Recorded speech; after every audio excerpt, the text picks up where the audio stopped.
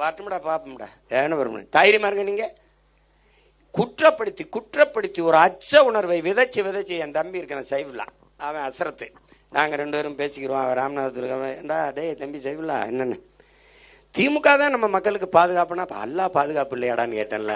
அதுதானே எனக்கு தெரியும்.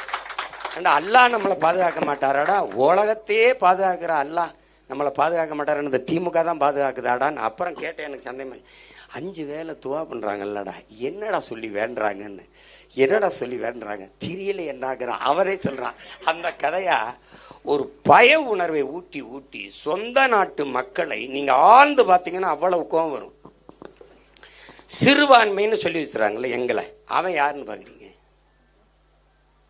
உலகெங்கிலும் நீங்க வரலாற்றை பாருங்க, மானுடனை கணக்கிடும் போது மதத்தின் வழியாக கணக்கிடுவதே கிடையாது. மொழி இன அடிப்படையில் தான் கணக்கிடுவான். உதாரணமா ஐரோப்பா முழுமைக்கும் கிறிஸ்தவன் தான். எதுக்கு இத்தனை நாடுகள்? ஏன்னா மொழி வழியே தேசிய இனங்கள் நிலங்கள் விளங்குது. மதத்தின் வழியே கணக்கிடுவதா இருந்தால் பாகிஸ்தான்ல இருந்து பங்களாதேஷ் வர வேண்டிய தேவை ஏதாவது இருக்கா? இந்தியாவிலிருந்து நான் வெளியேறும்போது காரணமா இருந்தது மார்க்கம். பாகிஸ்தான் இருந்து நான் வெளியேற வேண்டிய காரணம் எனக்கு இருந்தது காரணம் அவன் உருது, நான் வங்காளி. உங்களுக்கு புரியுதுன்னு நினைக்கிறேன். அப்போ உலகெங்கும் மானுடன், நான் பிரிட்டனுக்கு போனா ஐ ஆம் பிரிட்டிஷ் கிடையாது, ஐ ஆம் இங்கிலீஷ் தான். நான் பிரான்ஸுக்கு போனா ஐ ஆம் பிரான்ஸ் கிடையாது, ஐ ஆம் பிரெஞ்சு. அப்படித்தான். அப்போ மொழி வழியே தான் தேசிய இனங்கள் நிலங்கள். இஸ்லாம் மார்க்கம் எங்களிடத்துல வந்தது, நாங்கள் இங்கதான் இருந்தோம். அது எங்க அண்ணன் பாட்டிபாபா சொன்னது, அதே தான் நான் தம்பி நானும் சொல்றேன்.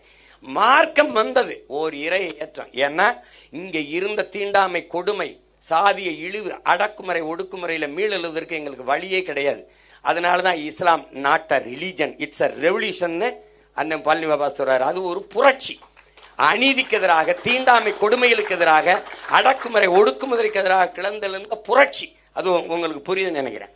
அப்படி இருக்கும்போது நீ ஒரு 300-400 வீடுகள் இருக்கிறவன்லாம் இங்க உட்கார்ந்துகிட்டு எங்க வாக்கையே வாங்கி எங்க கிட்டயே இருந்த அதிகாரத்தை பெற்றுக்கிட்டு உனக்கு 3 விழுக்காடு இடஒதுக்கீடு கொடுத்தேன் அப்படின்னு. டேய், நீ இருக்கிற இடமே நான் போட்ட பிச்சடா, நீ எனக்கு இடஒதுக்கீடு கொடுக்குறியான்னு கேள்வி நமக்கு எழுது.